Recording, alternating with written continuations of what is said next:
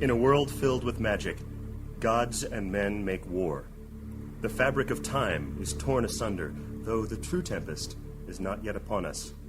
None shall weather these trials alone, and few survive them together, for there can be no balancing of the scales in the wake of ebon storms.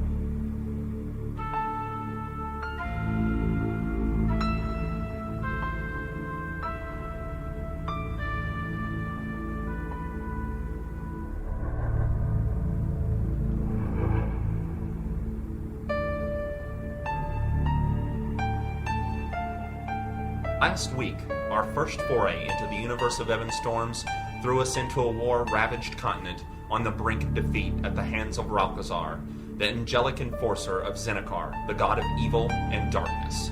In a last desperate bid to thwart Ralcazar's machinations, the Mages Guild of Romelia attempted to use the power of the Mirror Stone to fortify their magic against the coming onslaught. The Mirror Stone, although a source of tremendous power, wasn't intended to be used as a weapon, and violently rebuked the mages' attempts. But before rejecting the mages, the Mirror Stone showed them an amazing occurrence, the creation of a new timeline. A small group of travelers had been transported hundreds of years into the past, and had succeeded in defeating Ralcazar while he was still vulnerable. Upon returning to their own time, the mages found a world free of Ralcazar's suffocating grip. A world at peace. Times had changed.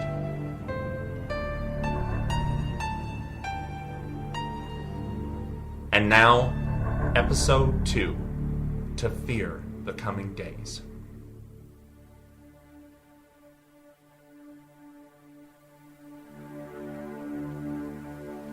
The land of Romelia stretches 1,000 leagues in the sun's path, and half as much as the geese fly. A sizable mountain range, called the Jalkirs by the people of Romelia, divides the continent into nearly equal halves. The eastern half of this land is divided, and divided again, into countless kingdoms, which come in all shapes and sizes. Aside from the ubiquitous territorial spats, peace reigns in the east. Western Romelia has no great kingdoms, only league after league of untamed land with a smattering of villages and towns. The northern free city of Aragorn is the exception, vast and sprawling at the mouth of the Adamant River. A single forest covers the greater part of western Romelia, called the Great Gerding Deep, or just the Deep. South of the Deep's center lies Morven Reach, a part of the forest always darker than the rest, even at night, especially at night. No one knows how or why Morven Reach came to be, or if they do, they choose not to tell. On the eastern edge of Morven Reach, nestled in a small valley, lies the little town named Shazgorath. Quiet, hard-working folk inhabit this town. Normally at this time of year, they would be preparing for the fall harvest, if it were not for the weather. In Romelia, an annual period of violent thunderstorms occurs between summer and autumn, called the Season of Storms. This year, the storms have lasted much longer than usual. Romelian legend says that the Season of Storms marks the time that Zendikar, god of shadow, walks the earth. Therefore, a long season of storms does not bode well for the people. In Shazgorath, the people usually attend church more often during the season of storms to keep up good spirits. This year, however, the congregation seems to have shrunk considerably. This fact worries Father Nifigate, the pastor of Shazgorath's humble shrine to the goddess of light and goodness, Illuma. The season of storms always tries him sorely, but this year's seems to weigh more heavily on him than all the rest. And may you all go in peace, safe in the loving light of Illuma.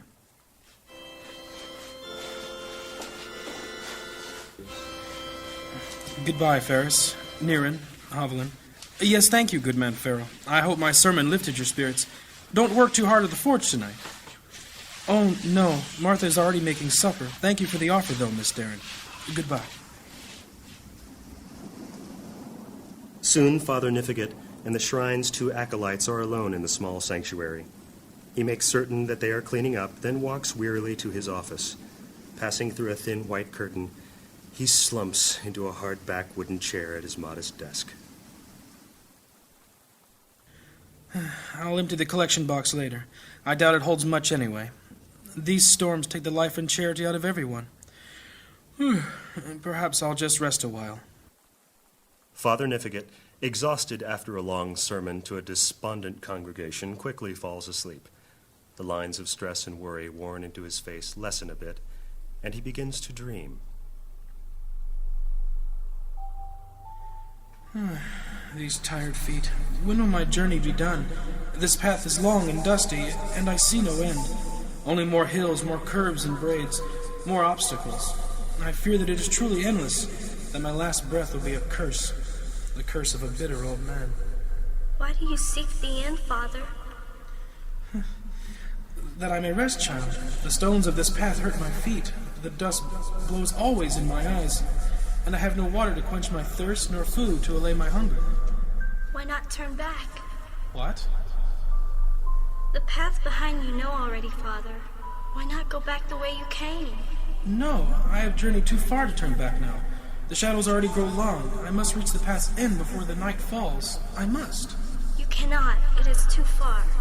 Then I am doomed. No, gather the wood you see by the wayside. It will serve you. What? Sticks? Yes, to light your way. But they are dry and thin. A stick will not keep the darkness away.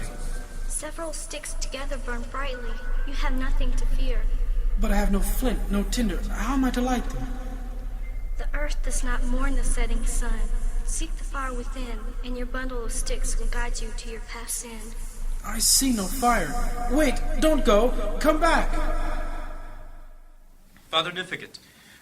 Come back. Father, wake up. I need you. Father. I need you. What? Oh my. I'm sorry, I must have been dreaming. Can I help you? Yes, I believe you can, Father. Do you recognize me? Yes, sir, I do. You were at today's service, sitting near the back. You aren't from Shaskarath, and I don't believe you've ever visited before, either. Your face is familiar to me, though. Do I know you? Yes, you do, Father. Perhaps my holy symbol will identify me. By the light. Your Grace, I'm sorry. Your Grace, I never expected... Yes, I understand, Father. May I sit? Yes, of course. I have much to say, and little time to say it. I have come here in secret. None but you and I know of my presence in Shaskarath, and we must keep it that way. I have come to give you a mission of gravest urgency and secrecy. The Church's future depends on its outcome. Your Grace, I live to serve the Church, but... Your task is this night you are to begin a journey by horse through Morven Reach, to a clearing in the deep near the town of Bregner. Once there, your mission's purpose will be revealed. But why me? Surely there are others who would be better suited to... No, Father, it must be you. I cannot tell you why. I can only say that you must do this. Of course, I'll do whatever necessary in the name of the Church. Tonight, you said? Yes, you must leave tonight. Tell no one of this, for their own protection. Protection from what? Is Shaskarath in danger? Your Grace, shouldn't we tell Sheriff Micah? No, absolutely not. Too many things could go wrong if others knew. There are dark forces afoot. This has something to do with the season of storms, doesn't it? Yes, Father, it does. I cannot explain further. I must go. I have been gone many days from the cathedral in Aragorn, and I must return at once. I am sure you have many questions, but I cannot answer them. I know this burden will fall heavily upon your shoulders, but we all do what we must. I am confident that you will serve Illuma and her church as best you are able. Yes, Your Grace, of course. May you walk in the light. Illuma be praised.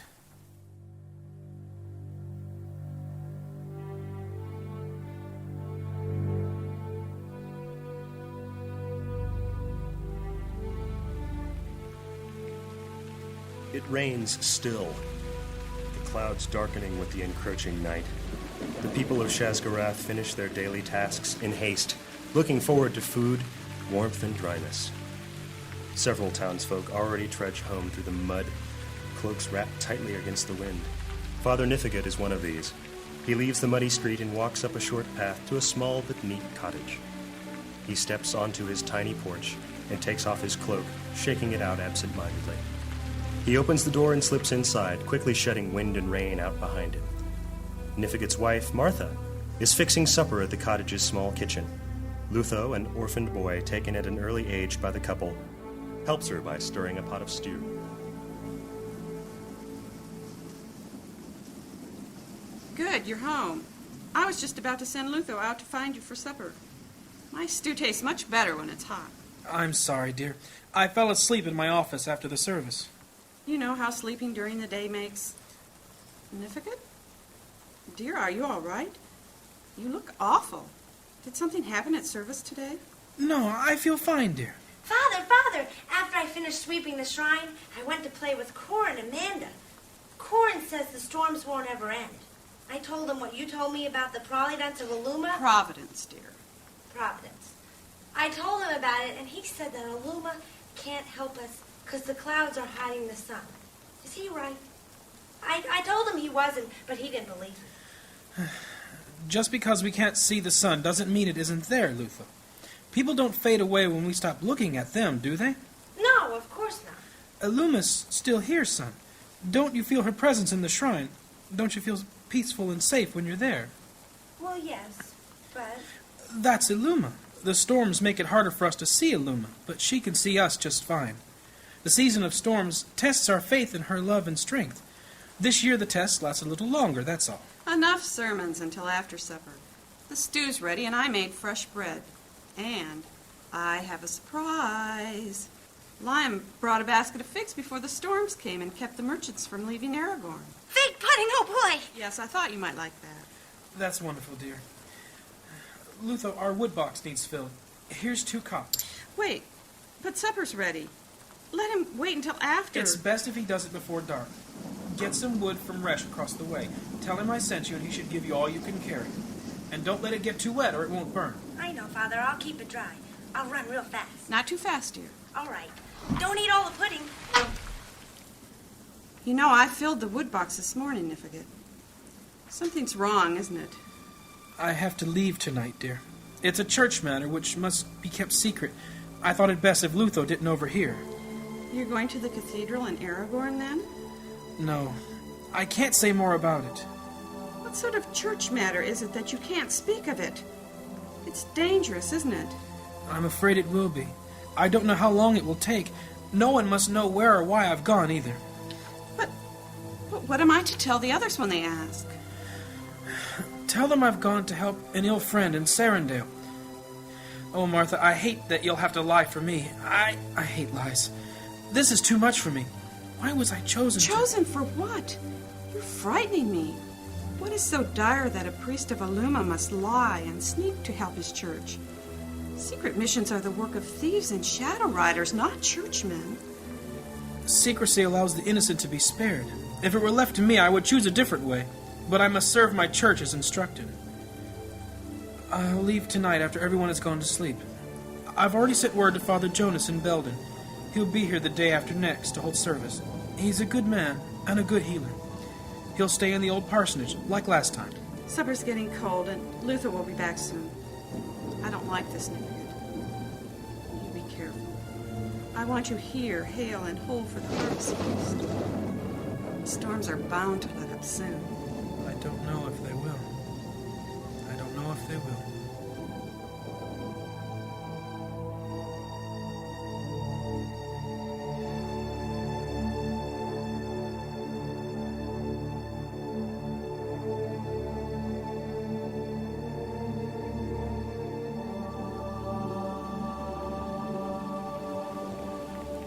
Night has fallen in Shazgarath. Without warmth and light, the shrine of Illuma becomes an empty building. Outside, the storm still rages, thunder and rain, lightning and darkness. Holy Illuma, creator of purity and goodness, we praise you for your healing mercy. Grant that my words are founded in your spirit, that my heart overflows with your love, and that my soul shines with your unending radiance. In your light we walk. Illuma be praised. I seek your guidance. Since you first called me to your service, I have followed you. I've been a priest in your church for many years. Each day I come to you in prayer. I pray for bountiful harvests, the healing of sick children, and an end to the evil which spreads over our land. I gladly bear the burdens for all your children in Shaskareth. But tonight, my goddess, I pray for myself. I do not understand this new path you have chosen for me. One of your most trusted servants comes shrouded in half-truths and secrecy. I am told to leave my home and family, but not really told why. Nor am I to speak of it to anyone. What's more, Martha must lie to keep my secret. I am told that the church's survival hinges upon my success, but how can that be? I am nothing but a priest in a quiet town. I'm no adventurer. I live to wed lovers and bury friends, not to fight. I know so little about the darker side of the world, though I've seen glimpses of it in my dreams. Why me? You have been with me all my life. You stood beside me at my wedding. You calmed my rage when the ShadowRiders killed poor Kyria, and you fed my anger when Jorth was unfaithful to his wife. When Lutho became my son, you shared in my joy. There hasn't been a time when I have knelt at this altar and not felt your pure and loving hand on my shoulder. Tonight, though, I feel cold. I sense you, but you are distant. Why do you give me the people of Shaskareth to guide and then tell me to leave them? Have I done something wrong? I would set myself to this task much easier if it were not for the deception. I am ashamed of these doubts. Of course you know best. I will serve you as best I can. I cannot truly repay you for all that you've given me. Please go with me. I need you.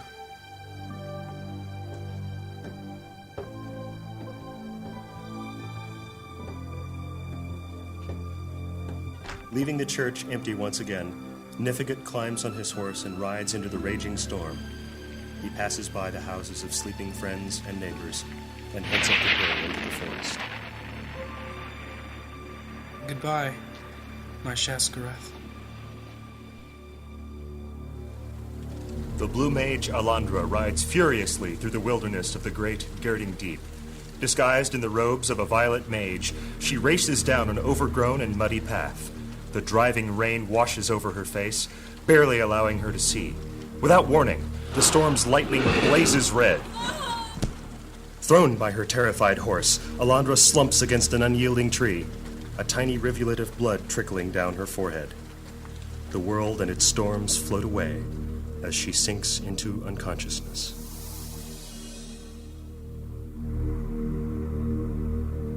My Lord Grey Mage, you wish to see me? Yes, my lady, I have. Allandra, I need your help. Anything, Gareth. You know I have pledged my life. Hear me out before you speak. What I ask of you differs from any quest or assignment you have ever taken before. We've known each other for a long time, over 10 years. In that time, we have seen many, many things together. I would like to think that we have a mutual trust. Now I'm forced to put that trust to the test. In the past few weeks, while you were away in Lothia, the Mirror Stone started acting very strangely. How so? I find it difficult to explain, but time seems to be buckling somehow. You know that the stone shows me the events which must occur to preserve the balance. The Guild's main purpose is to see that those events take place in their natural order, no matter how painful or cruel they seem. The Mirror Stone has required us to do many things which we otherwise consider unthinkable. However, I have always had complete confidence in the Mirror Stone, until now.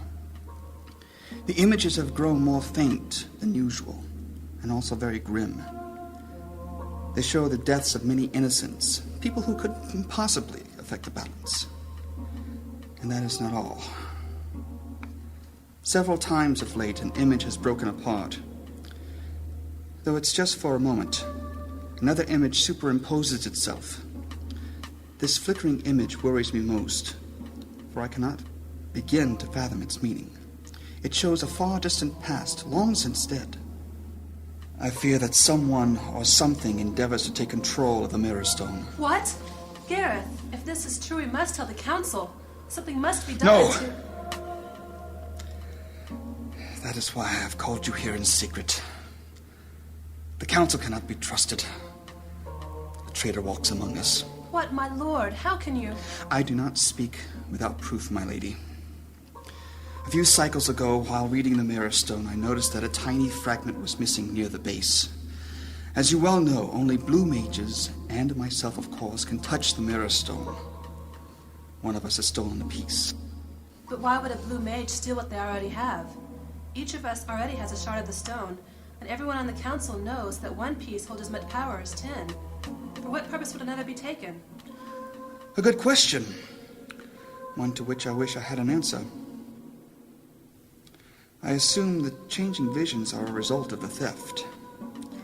And any decisions we made after the theft and before, I noticed it could be grave errors. Warped images of what should be. What are we to do? One vision keeps reappearing, though. The Mirror Stone sometimes shows a forest clearing in the west, somewhere in the Gyrin Deep.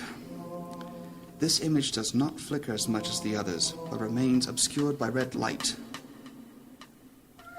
I believe that something very important will happen there soon, if it has not already done so.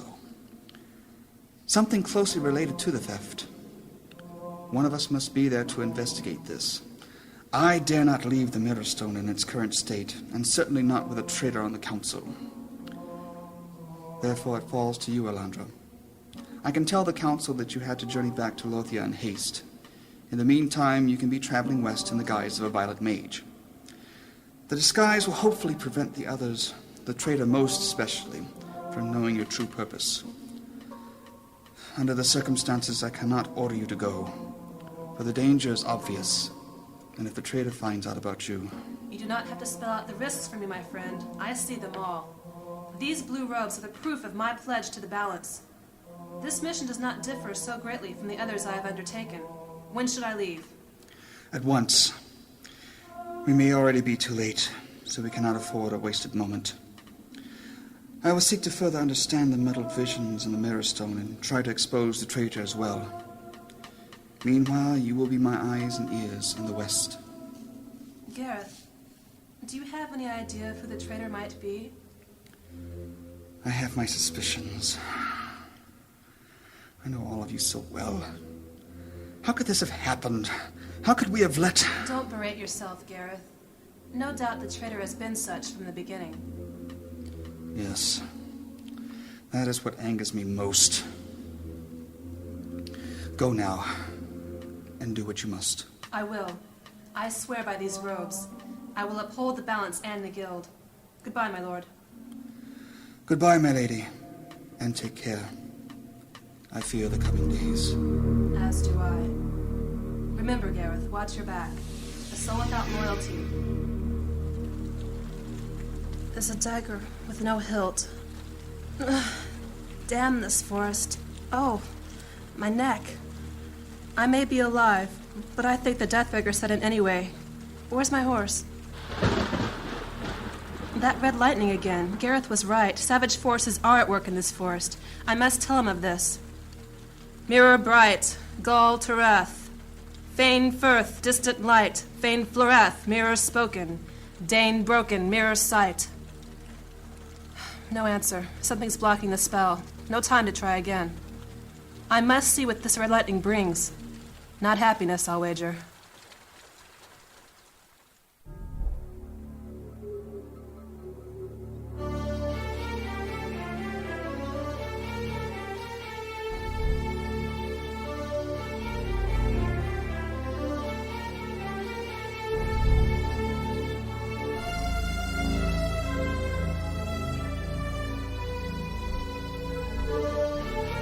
Starring, in order of appearance, Michael A. Tomazic as the narrator, John Young as Father Nifficat, Amanda Gillum as the little girl, Ron Temple as the High Priest of Illuma, Margaret Sterling as Martha, Chris Long as Lutho, Erin A. Koch as Allandra the Blue, and Wayne Hobbs as Gareth the Gray.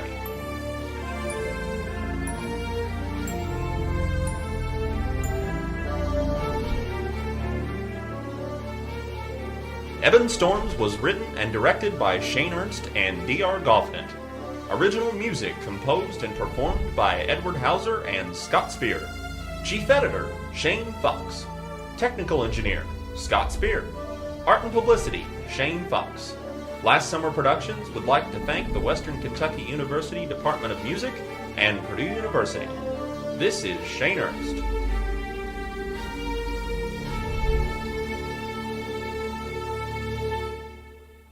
This has been a Last Summer production.